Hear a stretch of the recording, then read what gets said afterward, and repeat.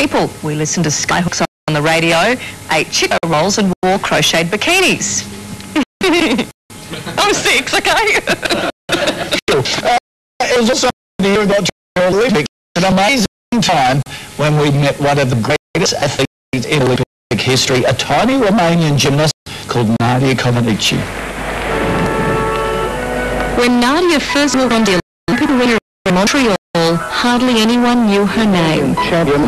European champion gymnast Nadia Comaneci. But she was about to change gymnastics and the Olympics forever, becoming the most famous athlete on the planet.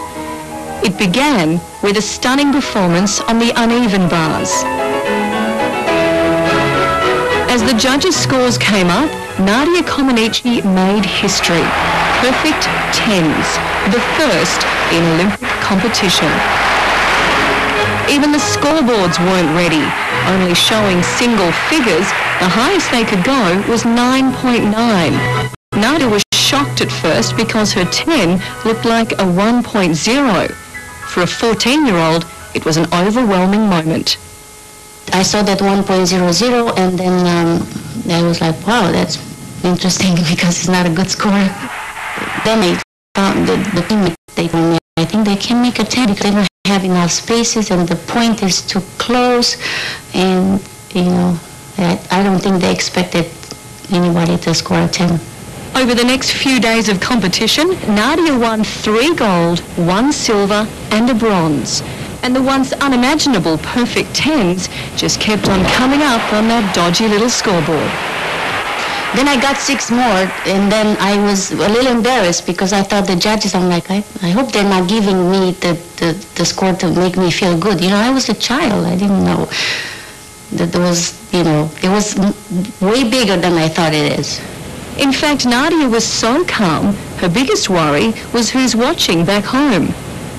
I think that I was hoping that my mom was watching me compete because in Romania it was 2 in the morning.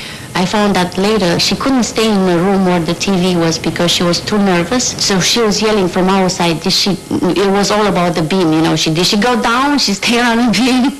Well, the rest of the world were glued to the set. Everyone wanted to know more about this little Romanian girl with the cute smile and the perfect technique. It was a great moment for me, and that defined everything in my life, those Olympics. Nadia returned to Romania a national hero. Then I came back with 10,000 people at the airport, and I got scared. I went back to the plane because I didn't understand why they came. Because I've done those routines for 8 years, and nobody cared about it.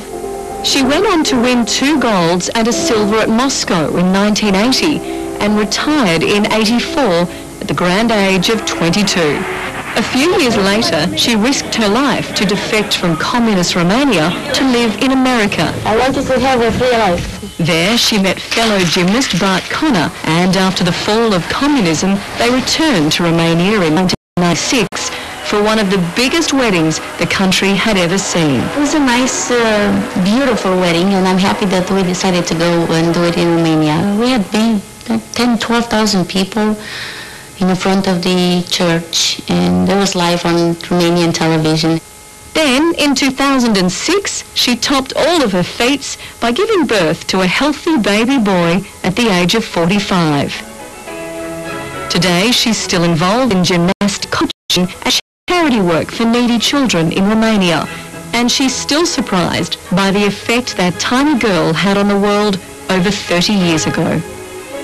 I meet people and they remember exactly where they were and with who they were when they watched the 10. And, you know, I had a chance to meet the Rolling Stones a few years ago, and they're like, oh, we love your 10s. And I'm like, really? You watched the Olympics?